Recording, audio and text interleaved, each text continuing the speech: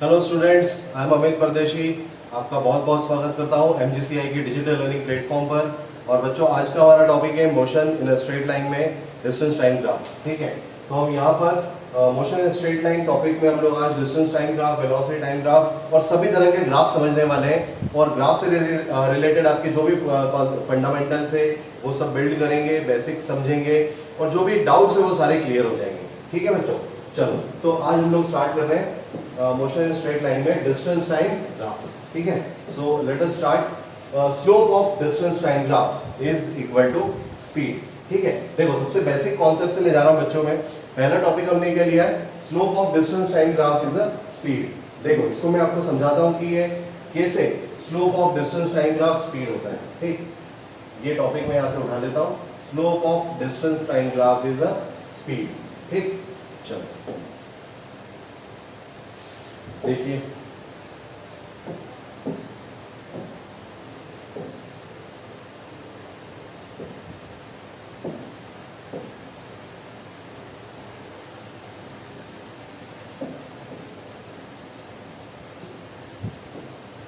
Slope of distance time graph is speed. ठीक, ये हमारा टॉपिक है।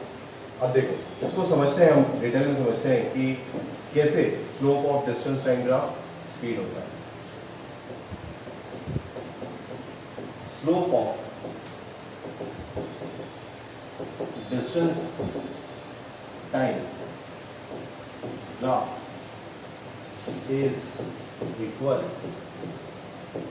To speed. ठीक है, slope of distance time graph is equal to speed. चलो सबसे पहले ये बता देता हूं बच्चों की स्लोप क्या होता है ना। स्लोप क्या होता है, हमें पता है कि जो इक्वेशन ऑफ स्ट्रेट लाइन है वो है y equal to mx plus सी।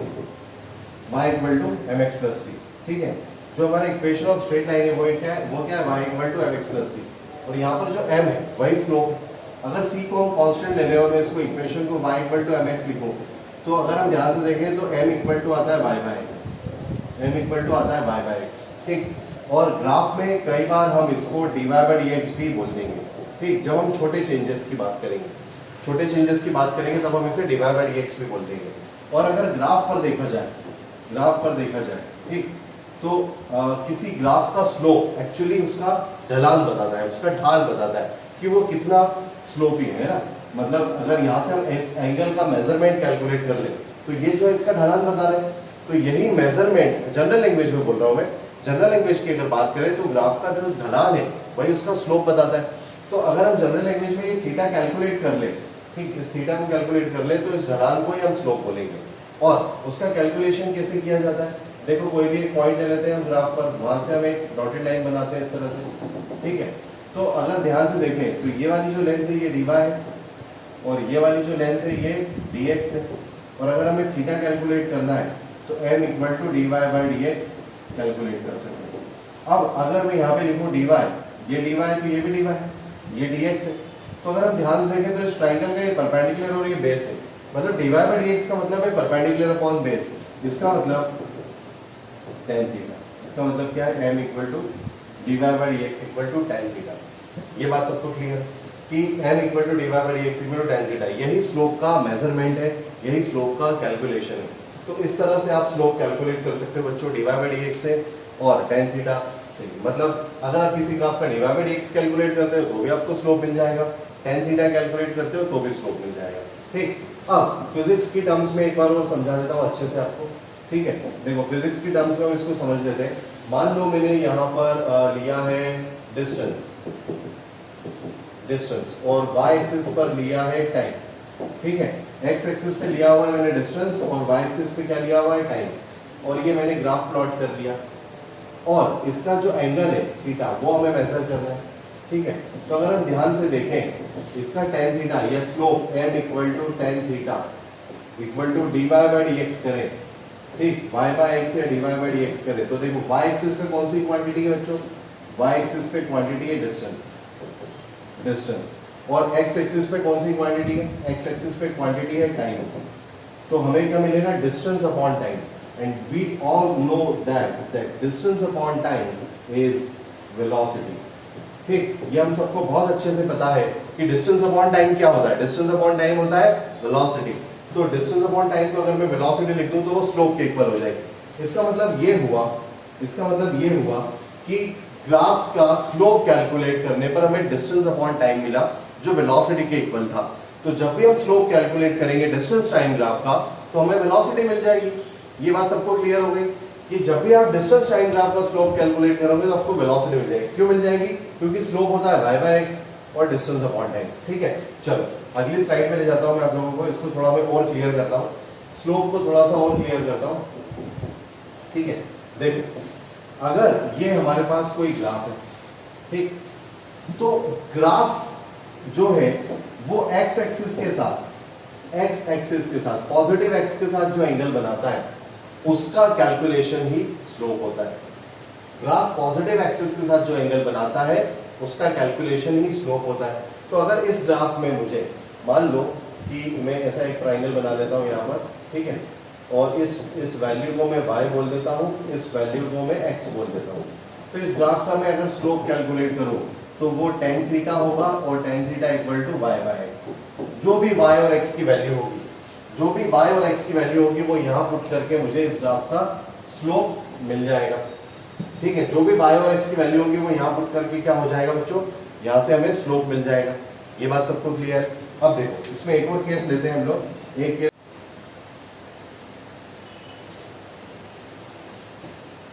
हाँ बच्चों देखो अगली स्लाइड पर आते हैं। देखो थोड़ा सा स्लोप का मीनिंग और मैं आपको क्लियर कर देता हूँ कि स्लोप का मीनिंग क्या है। जैसे ये कोई ग्राफ है हमारे पास, ये x एक्सिस, ये y एक्सिस, ठीक है, और ग्राफ कुछ इस तरह से ये ग्राफ है हमारे पास। ठीक, हमसे बोला गया है कि ये स्लोप, ये इसका ढलान है। यहाँ पर देखें तो ये भी थीटा है, तो पॉजिटिव एक्सिस के साथ जो एंगल बनना है वही थीटा है। लेकिन हमने स्लोप कैसे कैलकुलेट किया था बच्चों? मैंने आपको बोला था कि पॉजिटिव एक्सिस से चलकर ग्राफ की तरफ जाओ, जो एंगल बनेगा वही स्लोप है। याद करो पिछले वाले ग्राफ में मैंने कैसे बताया था, पॉजिटिव एक्सिस से स्लोप ग्राफ की तरफ जाते थे तो हमें थीटा मिलता था, स्लोप मिलता था। इस बार भी हम पॉजिटिव एक्सिस से ग्राफ की तरफ जाएंगे तो अगर ये थीटा है तो ये वाला एंगल क्या हो जाएगा बच्चों, 180 माइनस थीटा। और अगर मैं यहाँ से y/x करूँ, ठीक है, तो स्लोप को हमें tan 180 माइनस थीटा लिखना पड़ेगा और tan 180 माइनस थीटा हमें स्लोप देगा y/x। लेकिन हमें पता है कि tan 180 माइनस थीटा तो माइनस tan थीटा होता है, तो minus tan theta equal to y/x। तो tan theta equal to minus of y/x, और y/x से अगर हमें वेलोसिटी मिलने वाली थी तो वो अब नेगेटिव मिलेगी। अगर y/x से हमें हमारे ग्राफ में वेलोसिटी मिलने वाली थी तो नेगेटिव मिलेगी, और अगर कोई और टर्म मिलने वाली थी तो वो भी नेगेटिव मिलेगी। तो इससे हमें क्या बात समझ में आई? इससे हमें बात समझ में आई कि जब भी स्लोप डाउनवर्ड होगा इस तरह से, मतलब पॉजिटिव एक्सिस से ग्राफ की तरफ अपोजिट डायरेक्शन में चलना पड़ेगा।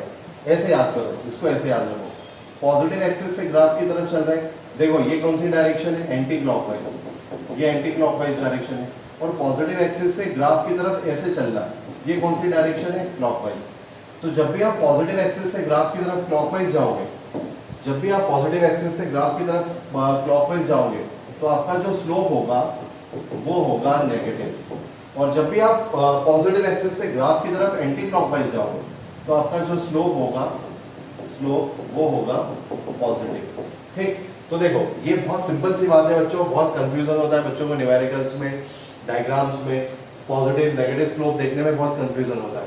तो एक सिंपल सी बात याद रखो, ये वाला फंडा याद रखो कि हमें ग्राफ से एक्स एक्सिस से ग्राफ की ओर चलना है। क्या याद रखना है हमें कि हमें एक्स एक्सिस से ग्राफ की ओर चलना है। अगर वो डायरेक्शन हमारी एंटी क्लॉकवाइज है तो हमारा जो स्लोप है वो पॉजिटिव होगा। और अगर हम ग्राफ से एक्स एक्सिस से ग्राफ की तरफ चलते हैं, एक्स एक्सिस से ग्राफ की ओर चलते हैं, और अगर वो डायरेक्शन क्लॉकवाइज है तो हमारा स्लोप नेगेटिव होगा। ठीक, इतनी बातें सबको क्लियर है? ठीक, बहुत बढ़िया। चलो ये सबको क्लियर हो गया अच्छे से। अब देखो किसी भी ग्राफ का स्लोप है ना, स्लोप ऑफ एनी ग्राफ, अगर हम किसी भी ग्राफ के स्लोप की बात करें, है ना, स्लोप आप किसी भी ग्राफ का ले लो। यहां पर मैं लिख रहा हूं y एक्सिस, इसको मैं लिख रहा हूं x एक्सिस, ठीक, और y एक्सिस पर एक क्वांटिटी है q और x एक्सिस पर क्वांटिटी है p। ठीक, और ये है ग्राफ। ग्राफ क्या है, एक्सिस से ग्राफ की तरफ चलना है हमें, एक्स एक्सिस से ग्राफ की तरफ, यही स्लोप होगा। इसका कैलकुलेशन कैसे होता है, इसका calculation m equal to tan theta equal to Y by X से होता है, या फिर मैं इसको D Y by D X भी बोल सकता हूँ। ठीक, ये क्या है, कैलकुलेशन का फॉर्मूला है, इस तरह से आप स्लोप को कैलकुलेट कर सकते हो। लेकिन स्लोप ऑफ एनी ग्राफ, ठीक है, अगर मैं ऐसा लिखूँ तो स्लोप ऑफ एनी ग्राफ क्या होगा, तो ये होगा quantity of y axis, quantity of y axis divided by quantity of x axis, quantity of y axis divided by quantity of x axis. तो अगर मैं इस ग्राफ का स्लोप कैलकुलेट करूं तो देखो क्वांटिटी ऑफ y एक्सिस क्या है, q divided by quantity of x axis क्या है, p। तो अगर q और p का डिवीजन कुछ होता है, अगर q और p का डिवीजन कोई नई क्वांटिटी होती है तो वो स्लोप से मिल जाएगी, और अगर q और p का डिवीजन कोई नई क्वांटिटी नहीं होती तो हमें इस ग्राफ के स्लोप से कुछ नहीं मिलने वाला है। ये बात सबको क्लियर है कि अगर q और p का रेशियो कोई नई क्वांटिटी है तो वो ग्राफ के स्लोप से मिलेगी, और अगर q और p का रेशियो कोई क्वांटिटी नहीं है तो हमें इस ग्राफ के स्लोप से कुछ नहीं मिलने वाला। ठीक है बच्चों, चलो एग्जाम्पल लेता हूँ मैं, ठीक है, कुछ एग्जाम्पल्स लेता हूँ। देखो एग्जाम्पल से आपको समझ में आएगा। जैसे मैंने लिया डिस्टेंस टाइम ग्राफ, मैंने लिया डिस्टेंस टाइम ग्राफ। अब देखो हमारा फॉर्मूला क्या था, quantity of y axis divided by quantity of x axis. तो यहाँ पर देखो क्वांटिटी ऑफ y एक्सिस मैं लिख रहा हूँ slope tan theta equal to slope equal to quantity of y axis क्या है, क्वांटिटी ऑफ y एक्सिस क्या है, डिस्टेंस, और क्वांटिटी ऑफ x एक्सिस क्या है, टाइम। तो यहां से क्या मिला मुझे, डिस्टेंस अपॉन टाइम। क्या डिस्टेंस अपॉन टाइम, क्या डिस्टेंस अपॉन टाइम कुछ होता है बच्चों, डिस्टेंस अपॉन टाइम कुछ होता है क्या, डिस्टेंस अपॉन टाइम कुछ होता है। अगर डिस्टेंस अपॉन टाइम कुछ होता है तो वो किससे मिल जाएगा मुझे, वो मिल जाएगा डिस्टेंस अपॉन टाइम अगर कुछ होता है तो वो किससे मिलेगा, स्लोप से। ठीक, और डिस्टेंस अपॉन टाइम क्या होता है, डिस्टेंस अपॉन टाइम होता है वेलोसिटी, डिस्टेंस अपॉन टाइम होता है वेलोसिटी। तो अगर हम इस डिस्टेंस टाइम ग्राफ का स्लोप कैलकुलेट करते हैं तो हमें वेलोसिटी मिल जाएगी। एक और देखो, अगर मान लो ये ग्राफ होता वर्क टाइम, अगर यहाँ कोई वर्क टाइम, ये ग्राफ है ना, इसमें भी मैं ग्राफ प्लॉट कर देता हूँ। ठीक, अगर हमारे पास वर्क टाइम ग्राफ होता और हमसे बोला जाता है calculate the slope of work time graph, तो हम स्लोप कैसे कैलकुलेट करते हैं बच्चों, tan theta equal to slope equal to quantity of y axis divided by quantity of x axis. और क्वांटिटी ऑफ y एक्सिस क्या है, देखो क्वांटिटी ऑफ y एक्सिस है वर्क, और क्वांटिटी ऑफ x एक्सिस क्या है, क्वांटिटी ऑफ x एक्सिस है time. तो यहां से हमें मिलेगा वर्क अपॉन टाइम, और वर्क अपॉन टाइम कुछ होता है क्या, yes it is power. Work upon time क्या होता है बच्चों, power. Work upon time power होता है। तो इसका मतलब ये है कि जब हम इस ग्राफ का स्लोप कैलकुलेट करेंगे, जब हम इस ग्राफ का स्लोप कैलकुलेट करेंगे तो हमें पावर मिल जाएगी, और जब हम इस ग्राफ का स्लोप कैलकुलेट करेंगे तो हमें वेलोसिटी मिल जाएगी। ठीक, तो मेरे ख्याल से आपको स्लोप का फंडा क्लियर हो रहा होगा। एक और एग्जांपल लेके बता देता हूँ, एक और एग्जांपल ले लेते हैं, कोई दिक्कत नहीं है, बहुत ही आसान है। वेलोसिटी टाइम ग्राफ ले लिया मैंने, वेलोसिटी टाइम ग्राफ। ठीक है, चलो यहाँ कोई वेलोसिटी टाइम ग्राफ बना लेते हैं। ये एंगल थीटा, ये इस ग्राफ का स्लोप है। ठीक है, चलो इसका स्लोप कैलकुलेट करते हैं। तो देखो slope equal to tan theta equal to quantity of y axis velocity upon time. क्या वेलोसिटी अपॉन टाइम कुछ होता है, एक्चुअली ये चेंज इन वेलोसिटी आएगा। 2 पॉइंट लेंगे ना, वैसे 2 पॉइंट लेंगे तो इन दोनों पॉइंट की वेलोसिटी का डिफरेंस यहाँ पर आएगा, तो जो भी आएगा वो एक्चुअली डेल वी होगा। ठीक है, तो मैं इसको डेल वी लिख देता हूँ तो ज्यादा क्लियर हो जाएगा आप लोगों को। क्या डेल वी बाई टी कुछ होता है, yes it is acceleration, it is acceleration. ठीक, तो देखो यहाँ पर मैंने शॉर्ट में एक और चीज प्रूव कर दी कि slope of velocity time graph is acceleration, slope of velocity time graph is acceleration. ठीक, मेरे ख्याल से सारी बातें आप लोगों को क्लियर होगी कि जब भी आप कोई ग्राफ देखोगे, जब भी कोई ग्राफ देखोगे तो ये देखना कि y और x की क्वांटिटी क्या है, उन दोनों क्वांटिटीज का रेशियो ले लेना। जब भी आप कोई ग्राफ देखो तो y और x की क्वांटिटी देखो और उन क्वांटिटीज का रेशियो ले लो, और जैसे ही आप क्वांटिटीज का रेशियो लोगे तो आपको क्या मिल जाएगा, आपको मिल जाएगा स्लोप। ठीक है, जब भी आप क्वांटिटी का रेशियो लोगे तो आपको क्या मिल जाएगा, स्लोप। तो जैसे वेलोसिटी अपॉन टाइम एक्सेलरेशन होता है तो वीटी ग्राफ का स्लोप एक्सेलरेशन देगा। वर्क अपॉन टाइम पावर होता है तो वर्क टाइम ग्राफ का स्लोप हमें पावर देगा। डिस्टेंस अपॉन टाइम वेलोसिटी होती है तो डिस्टेंस टाइम ग्राफ का स्लोप हमें वेलोसिटी देगा। तो मेरे ख्याल से स्लोप का कंफ्यूजन तो अब खत्म हो चुका है ना, स्लोप के फंडे क्लियर है। फिर भी एक और चीज मैं यहाँ पर आपको फिर से बता रहा हूँ, देखो बच्चों, ये है हमारे पास ग्राफ। ठीक है, इस बार मैंने ग्राफ को ऐसा बना लिया, थोड़ा नीचे तक बनाया। अब अगर हम ध्यान से देखें तो इसका जो एंगल है, एंगल इस डायरेक्शन में कैलकुलेट हो रहा है, इस डायरेक्शन। अगर हम यहां से कैलकुलेट करोगे तो भी देखो डायरेक्शन चेंज नहीं होगी, डायरेक्शन तो वही है, क्लॉकवाइज। डायरेक्शन तो क्लॉकवाइज ही है ना बच्चों। ठीक है, देखो क्लॉकवाइज, ये जो डायरेक्शन है कौन सी है, ये तो क्लॉकवाइज है। इधर से देखो या इधर से देखो, क्लॉकवाइज डायरेक्शन है, क्लॉकवाइज डायरेक्शन है। और मान लो कि ये है हमारा displacement time graph, displacement time graph. Displacement upon time कुछ होता है क्या, yes, displacement upon time velocity होती है। तो इस ग्राफ का स्लोप हमें क्या देगा, वेलोसिटी। लेकिन इस ग्राफ का जो स्लोप है वो नेगेटिव है, नेगेटिव है, क्योंकि क्लॉकवाइज मैंने बताया था आपको नेगेटिव है। तो हमें इस ग्राफ के स्लोप से क्या मिलेगा, नेगेटिव वेलोसिटी। नेगेटिव साइन यहाँ पर क्या इंडिकेट कर रहा है, ग्राफ के स्लोप से नेगेटिव वेलोसिटी तो मिल गई, लेकिन नेगेटिव साइन क्या इंडिकेट कर रहा है, नेगेटिव साइन ये इंडिकेट कर रहा है कि वेलोसिटी की डायरेक्शन, आपने जो भी डायरेक्शन पॉजिटिव कंसीडर करी है फ्रेम ऑफ रेफरेंस में, उसके अपोजिट है। मतलब किसी फ्रेम ऑफ रेफरेंस में हमने वेलोसिटी की जो डायरेक्शन कंसीडर की हुई है, उस डायरेक्शन के अपोजिट डायरेक्शन में वेलोसिटी है, इसलिए वेलोसिटी यहाँ पर नेगेटिव आ रही है। ठीक है, इतनी बातें क्लियर है। देखो बहुत आसान फंड है बच्चों, बहुत सिंपल तरीके से बताते जाऊंगा और बहुत फास्ट में आपका कंटेंट कवर करते जाऊंगा और सारी चीजें जल्दी समझ में आएगी और बहुत ज्यादा समय नहीं लूंगा, लेकिन जल्दी जल्दी चीजें क्लियर करते जाते हैं। ठीक है, चलो एक और फंडा में सिखा रहा हूँ। अभी तो मैंने आपको ग्राफ का स्लोप कैलकुलेट करना बता दिया। ग्राफ के स्लोप के कैलकुलेशन में आपको एक बात बताई कि ये जरूरी नहीं है कि वन डायमेंशनल मोशन पढ़ रहे हैं हम तो distance time graph, displacement time graph, velocity time graph, acceleration time graph, इन्हीं के स्लोप कैलकुलेट करें। आपके सामने कोई भी ग्राफ आ जाए आप उसका स्लोप बता सकते हो। हमें क्या पता है स्लोप का फंडा, शॉर्ट में जो स्लोप का फंडा है वो क्या पता है, quantity of y axis divided by quantity of x axis is called slope. ठीक है, चलो बहुत बढ़िया। अब देखो मैं किसी ग्राफ का आपको एरिया कैलकुलेट करना बताता हूँ, है ना, एरिया,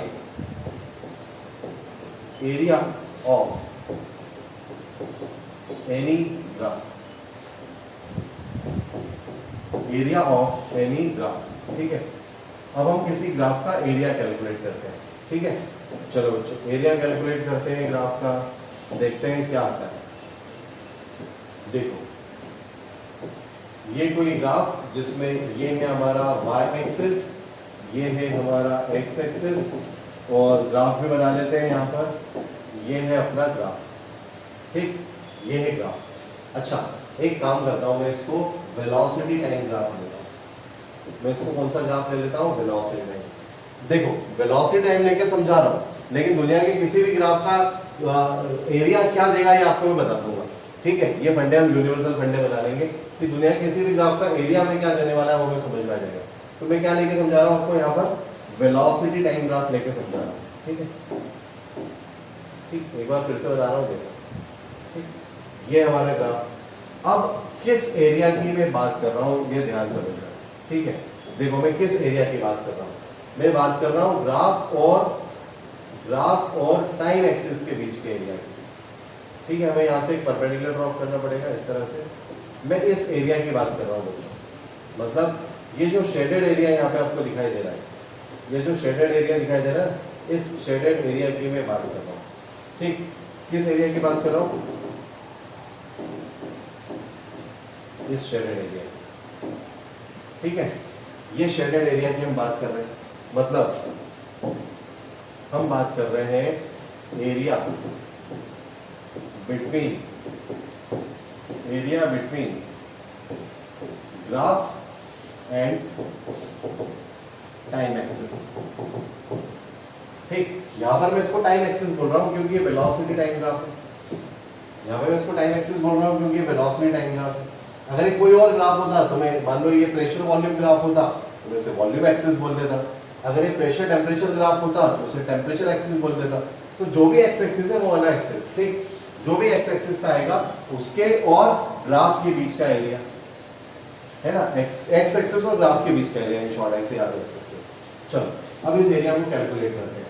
तो यहाँ से यहाँ तक जो भी हमें मिलेगा वो क्या होगा बच्चों, वेलोसिटी, और यहाँ से यहाँ तक जो मिलेगा वो होगा टाइम, ठीक है। चलो हम कैलकुलेट करते हैं, देखो कैसे कैलकुलेट करेंगे, समझते हैं इसको। हमें क्या चाहिए, एरिया ऑफ ग्राफ, हमें क्या चाहिए, एरिया ऑफ ग्राफ। अब ग्राफ का एरिया क्या होगा, या तो लेंथ इंटू ब्रेड्थ होगा, लेंथ इंटू ब्रेड्थ। किसी भी ग्राफ का एरिया क्या होगा, लेंथ इंटू ब्रेड्थ, ठीक। देखो ये एक रेक्टेंगल दिख रहा है तो इसका एरिया क्या होगा बच्चों, लेंथ इंटू ब्रेड्थ होगा। चलो बहुत बढ़िया। अब अगर हम ध्यान से देखें तो इस रेक्टेंगल की जो लेंथ है वो तो b है, b है, और जो ब्रेड्थ है वो क्या है, वो तो t है। तो ये आ गया वेलोसिटी इनटू टाइम, ठीक। अब देखो एक वेलोसिटी का फॉर्मूला आपको पता है, डिस्प्लेसमेंट अपॉन टाइम। वेलोसिटी का फॉर्मूला आपको पता है, डिस्प्लेसमेंट अपॉन टाइम। तो अगर यहाँ से डिस्प्लेसमेंट कैलकुलेट करो तो ये क्या आ जाएगा, वेलोसिटी इनटू टाइम। अगर हम यहाँ से डिस्प्लेसमेंट कैलकुलेट करो तो वेलोसिटी इनटू टाइम। तो ये जो वेलोसिटी इनटू टाइम है इसको मैं क्या लिख सकता हूँ, इसको मैं लिख सकता हूँ डिस्प्लेसमेंट। ये जो वेलोसिटी इनटू टाइम है इसको लिख सकता हूँ डिस्प्लेसमेंट। और ये किससे मिला हमें, एरिया से। तो देखो बच्चों यहाँ पर हमें एक बात समझ में आ गई, यहाँ पर हमें एक बात समझ में आ गई कि जो ग्राफ का एरिया है, ग्राफ का जो एरिया है वो एरिया हमें क्या दे रहा है, ग्राफ का एरिया हमें क्या दे रहा है बच्चों, डिस्प्लेसमेंट, ठीक है। ग्राफ का एरिया हमें दे रहा है डिस्प्लेसमेंट, ये देखो ग्राफ का एरिया हमें दे रहा है डिस्प्लेसमेंट। अब एक और बात समझो कि वेलोसिटी टाइम ग्राफ का एरिया तो हमें डिस्प्लेसमेंट दे रहा है, क्या सारे ग्राफ का एरिया हमें डिस्प्लेसमेंट देगा, नहीं, सारे ग्राफ का एरिया हमें डिस्प्लेसमेंट नहीं देगा, सिर्फ वेलोसिटी टाइम ग्राफ का एरिया हमें डिस्प्लेसमेंट दे रहा है। तो अब ये एरिया का फंडा क्या है, एरिया का लॉजिक क्या है ये समझ लेते हैं, ठीक है। एरिया का क्या लॉजिक है समझ लेते हैं। चलो नेक्स्ट स्लाइड पे ले जाता हूं मैं आप लोगों को, है ना। एरिया, किसी भी ग्राफ का एरिया जो मैंने पीछे हेडिंग लिखा था, ठीक है। मान लो कि ये एक फोर्स डिस्प्लेसमेंट ग्राफ, ये ग्राफ है, हमें ये वाला एरिया कैलकुलेट करना है, कौन सा, ग्राफ और टाइम एक्सिस के बीच का। तो जब भी आप एरिया कैलकुलेट करोगे वो हमेशा लेंथ इनटू ब्रेड्थ होगा, और जब भी आप लेंथ देखोगे तो वो क्या होगी, क्वांटिटी ऑफ वाई एक्सिस, वो क्या होगी, quantity of Y axis multiplied by quantity of X axis, ठीक। Quantity of Y axis multiplied by quantity of X axis. तो जब भी हम इन दोनों क्वांटिटीज का मल्टीप्लाई करेंगे, देखो यहाँ पर करा मैंने फोर्स और डिस्प्लेसमेंट, तो फोर्स इनटू डिस्प्लेसमेंट कुछ होता है क्या, यस, फोर्स इनटू डिस्प्लेसमेंट होता है। और क्या होता है ये, वर्क। फोर्स इनटू डिस्प्लेसमेंट क्या होता है बच्चों, वर्क, ठीक। ये बात सबको क्लियर है कि फोर्स इनटू डिस्प्लेसमेंट होता है वर्क। इसका मतलब है कि फोर्स डिस्प्लेसमेंट ग्राफ का एरिया क्या देगा हमें, फोर्स डिस्प्लेसमेंट ग्राफ का एरिया हमें क्या देगा, फोर्स डिस्प्लेसमेंट ग्राफ का एरिया हमें दे देगा वर्क, ठीक है।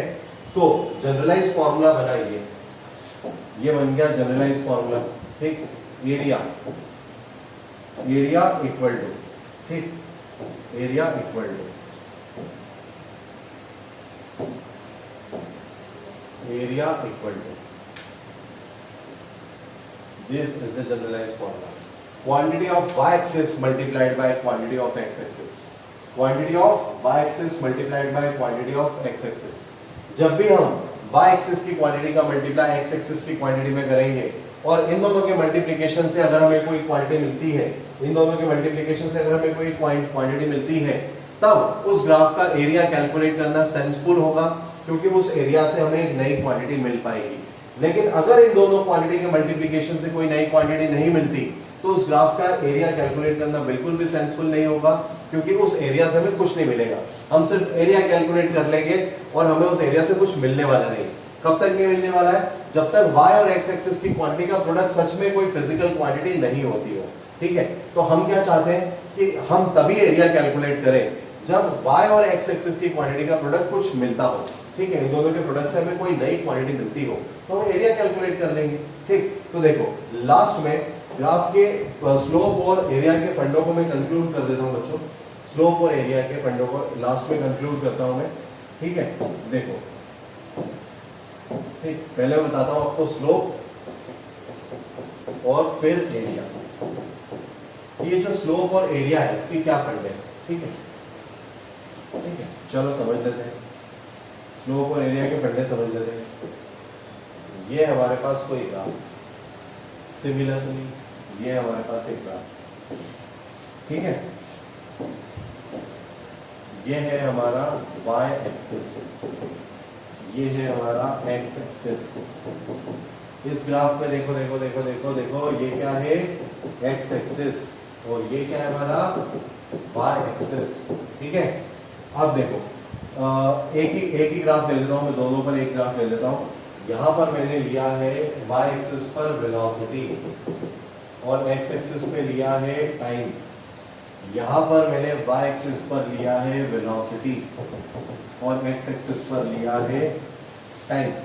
ठीक है, चलो दोनों जगह ग्राफ भी बिल्कुल एक जैसे बना लेता हूँ ताकि जल्दी आप लोगों को समझ में आए। ठीक, दोनों जगह ग्राफ भी एक जैसे बना लिए, एक जैसे ग्राफ बना लिए। ठीक है, अब देखो हम चीजें समझते हैं। इस ग्राफ का हम क्या कैलकुलेट करेंगे, स्लोप। तो स्लोप किसी भी ग्राफ का स्लोप क्या होता है, स्लोप क्या होता है, quantity of y axis divided by quantity of x axis. ठीक, और किसी भी ग्राफ का एरिया क्या होता है, एरिया होता है quantity of y axis multiplied by quantity of x axis. ठीक, ये तो हो गए बच्चों हमारे स्लोप के फंडे। ये क्या हो गए अपने स्लोप के फंडे हो गए। ठीक, ये स्लोप का रूल हो गया, ये एरिया का रूल हो गया। ठीक, लास्ट में इन दोनों को कंक्लूड कर दिया है कि जब भी आप स्लोप कैलकुलेट करो तो दोनों क्वांटिटी का रेशियो देख लो कुछ हो रहा है कि नहीं, और जब भी आप एरिया कैलकुलेट करो तो दोनों क्वांटिटी का प्रोडक्ट देख लो कुछ हो रहा है कि नहीं।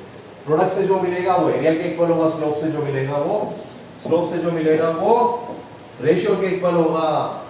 ठीक है, चलो तो रेशियो कैलकुलेट करते हैं। रेशियो वेलोसिटी अपॉन टाइम क्या होता है, एक्सीलरेशन। तो जब भी आप वेलोसिटी टाइम ग्राफ का स्लोप कैलकुलेट करोगे तो आपको एक्सीलरेशन मिल जाएगा। और एरिया कैलकुलेट करें, इस बार एरिया का फॉर्मूला लगेगा हाफ बेस इनटू हाइट। तो हाफ तो एज इट इज रहेगा, बेस इनटू हाइट क्या बन जाएगा, डिस्प्लेसमेंट। तो यहाँ पर जो एरिया है बच्चों, एरिया वो क्या होगा, वो हो जाएगा velocity into time, velocity into time that is equal to displacement,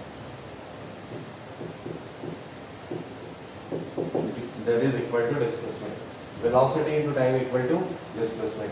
So here is the formula to calculate displacement. This is the formula to calculate acceleration from graph. इस तरह से आप ग्राफ से acceleration और इस तरह से displacement calculate कर सकते हो। ठीक है बच्चों, इतनी बात सबको क्लियर है? चलो वेरी गुड, सब लोग नोट डाउन कर लो इसको।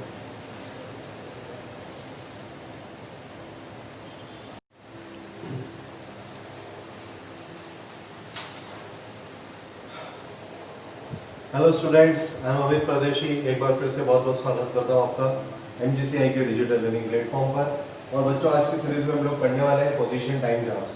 ठीक है, तो देखो पोजीशन टाइम ग्राफ्स पढ़ते हैं और देखते हैं कितने टाइप के पोजीशन टाइम ग्राफ्स होते हैं और उनके क्या मीनिंग्स होते हैं।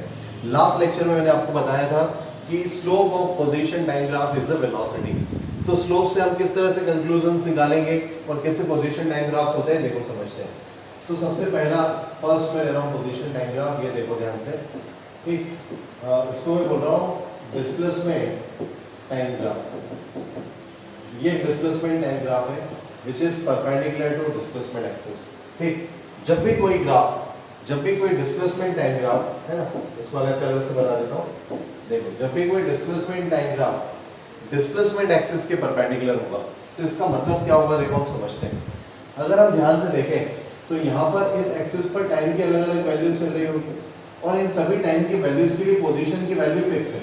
मतलब टाइम की अलग अलग वैल्यू के लिए पोजीशन की वैल्यू फिक्स होने का मतलब है इसका जो कंक्लूजन निकल रहा है वो आ रहा है बॉडी इज एट रेस्ट। इसका जो कंक्लूजन निकल के आ रहा है वो क्या आ रहा है, बॉडी इज एट रेस्ट। मतलब टाइम की अलग अलग पोजीशन के लिए डिस्प्लेसमेंट की एक ही पोजीशन मिल रही है, टाइम की अलग अलग वैल्यूज पे पोजीशन एक ही मिल रही है, मतलब बॉडी रेस्ट में। या फिर अगर हम इस ग्राफ का स्लोप देखें, एक्स के साथ एंगल देखें तो थीटा इक्वल टू 0 डिग्री दिखाई दे रहा है। तो इस ग्राफ का जो स्लोप है बच्चों, ठीक है, स्लोप आ गया 0 डिग्री, ठीक, इसका स्लोप आ गया, स्लोप कितना आ गया 0 डिग्री। और वेलोसिटी किससे मिलती है हमें, स्लोप के tan थीटा से, और थीटा इक्वल टू 0, tan 0 होता है 0, इसका मतलब वेलोसिटी 0। तो देखो मैथमेटिकली कंक्लूजन निकला वेलोसिटी 0 है और ग्राफ से थ्योरेटिकल कंक्लूजन निकला कि बॉडी इज एट रेस्ट। दोनों ही बातें एक ही, दोनों ही सेम कॉन्सेप्ट है, ठीक। चलो तो ये हमें समझ में आया पहला वाला ग्राफ कि अगर ग्राफ डिस्प्लेसमेंट एक्सिस के परपेंडिकुलर होगा तो उसका क्या मीनिंग होगा। चलो सेकंड ग्राफ पे आते हैं। देखो फिर से डिस्प्लेसमेंट y एक्सिस पे लिया हुआ है और x एक्सिस पे लिया हुआ है हमने टाइम। फिर से एक डिस्प्लेसमेंट टाइम ग्राफ को देखते हैं। देखो इस बार जो डिस्प्लेसमेंट टाइम ग्राफ है it is perpendicular to time axis. इस बार जो ग्राफ है बच्चों टाइम एक्सिस के परपेंडिकुलर। चलो देखते हैं इसका स्लोप कैलकुलेट करते हैं। अगर हम ध्यान से देखें तो यहाँ पर जो स्लोप है वो है थीटा इक्वल टू 90 डिग्री और वेलोसिटी किससे मिलती है बच्चों हमें, tan थीटा से, स्लोप से, और थीटा की वैल्यू 90 डिग्री। तो मैं इसको लिख देता हूँ tan 90 और tan 90 होता है इनफाइनाइट। तो देखो वेलोसिटी मिली हमें इनफाइनाइट। तो जब भी कोई ग्राफ टाइम एक्सिस के परपेंडिकुलर होगा तो उसका पहला थ्योरेटिकल मीनिंग क्या निकल रहा है कि एक ही टाइम पर डिस्प्लेसमेंट की अलग अलग वैल्यूज है। देखो टाइम की एक ही वैल्यू पर अलग अलग पोजीशन, अलग अलग डिस्प्लेसमेंट है। तो ऐसा तभी पॉसिबल हो सकता है जब या तो वेलोसिटी इनफाइनाइट टाइम से, सॉरी वेलोसिटी इनफाइनाइट हो जाए, बॉडी इनफाइनाइट मीटर पर सेकंड से ट्रैवल करे, या फिर समय ही रुक जाए। तो ये ग्राफ केवल दो कंडीशन में पॉसिबल है, या तो समय रुक जाए या फिर बॉडी इनफाइनाइट वेलोसिटी से चले, ठीक। और दोनों ही कंडीशंस पॉसिबल नहीं है तो हम बोल देंगे इस ग्राफ का जो कंक्लूजन निकलेगा, कंक्लूजन क्या निकलेगा, it is impossible.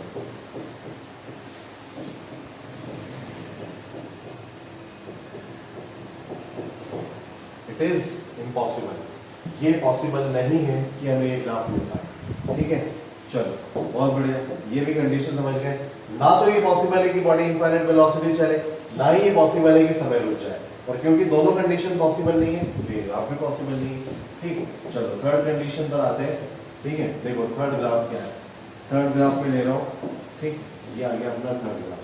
Third graph is a straight line passing through the origin. X axis पर है, सॉरी वाई एक्सिस पर है हमारा डिस्प्लेसमेंट और एक्स एक्सिस पे लिया हुआ है टाइम, ठीक है।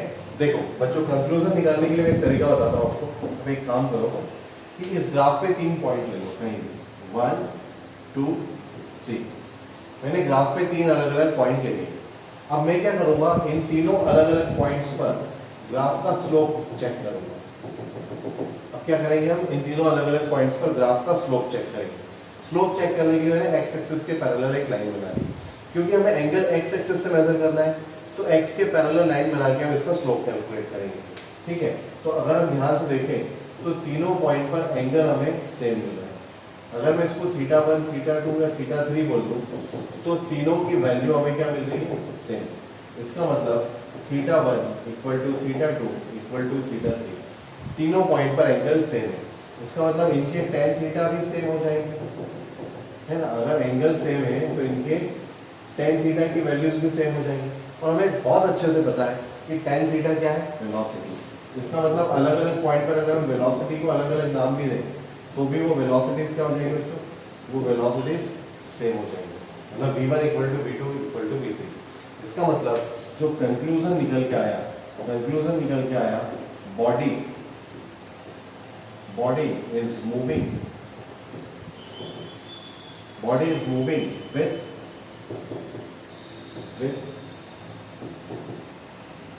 Constant velocity, body is moving with constant velocity. तो ये कंक्लूजन निकल के आया कि इस ग्राफ में बॉडी कांस्टेंट वेलोसिटी के साथ मूव कर रही है। ठीक है, तो देखो ये थे बच्चों first 3 types of position time graph. ठीक है, पहले 3 तरह के पोजीशन टाइम ग्राफ थे। अब देखो नेक्स्ट स्लाइड में आ जाते हैं।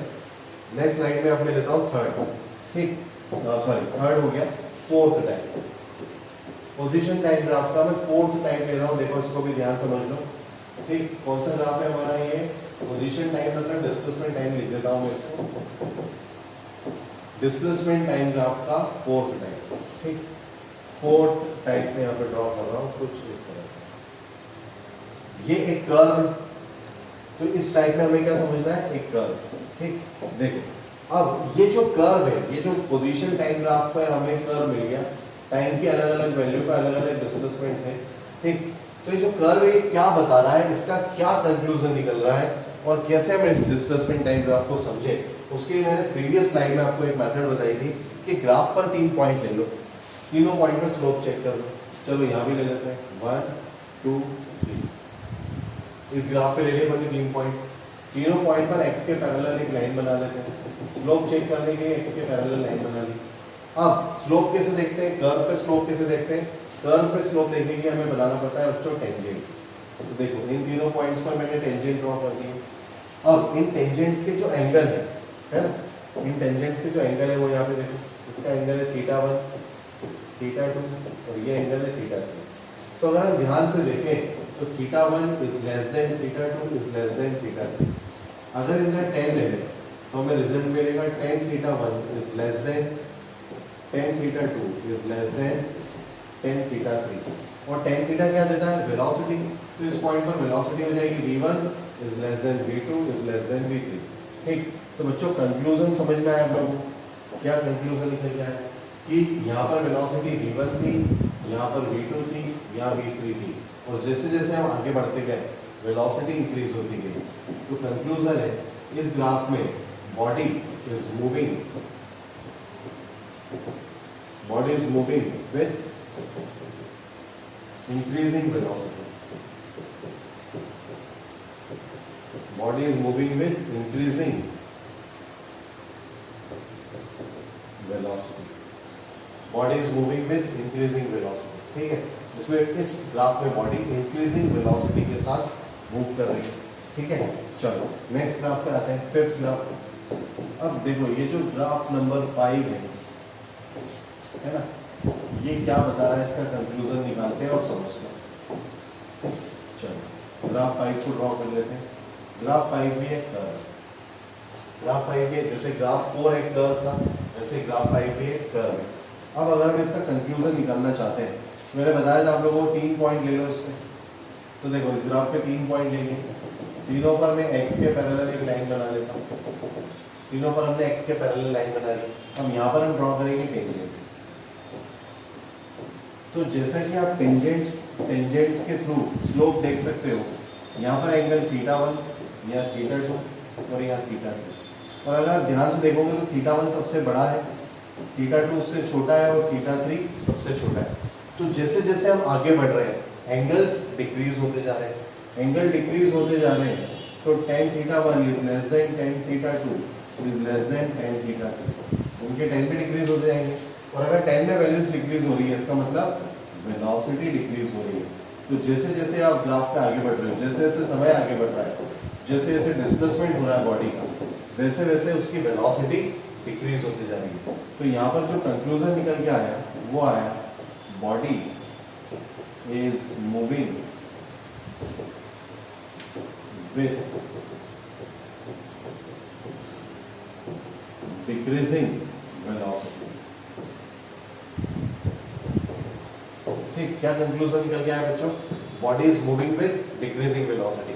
इससे हमें समझ में आया कि यहाँ पर जो बॉडी मूव कर रही है वो डिक्रीजिंग वेलोसिटी के साथ मूव कर रही है। ठीक है, चलो तो ये थे 5 टाइप्स। अब एक और बात इसमें मैं आपको बता देता हूँ कि हमने जो टाइप्स पढ़े, ठीक है, जैसे ये वाला टाइप, ये था हमारा इंक्रीजिंग वेलोसिटी। अगर बॉडी की वेलोसिटी की डायरेक्शन चेंज हो जाए डायरेक्शन चेंज हो जाए, तो यही ग्राफ नेगेटिव एक्सेस पर ऐसा बनेगा। कुछ नहीं, इसको पकड़ के ऐसे नीचे ले आओ, इसकी मिरर इमेज बना दो। ठीक, ये कब बनेगा? नेगेटिव वेलोसिटी और टाइम के बीच में। और ये वाला कब बनेगा? सॉरी, नेगेटिव वेलोसिटी नहीं, नेगेटिव डिस्प्लेसमेंट और टाइम के बीच में एक ग्राफ बनेगा। और ये वाला ग्राफ डिस्प्लेसमेंट और टाइम के बीच में बनेगा। मतलब अगर डिस्प्लेसमेंट अपोजिट डायरेक्शन में हो रहा है तो ये ग्राफ बनेगा। ठीक, इंक्रीजिंग कर्व जो हमने बनाया तो ये था, डिक्रीजिंग कर्व भी अभी हमने समझा डिस्प्लेसमेंट टाइम का।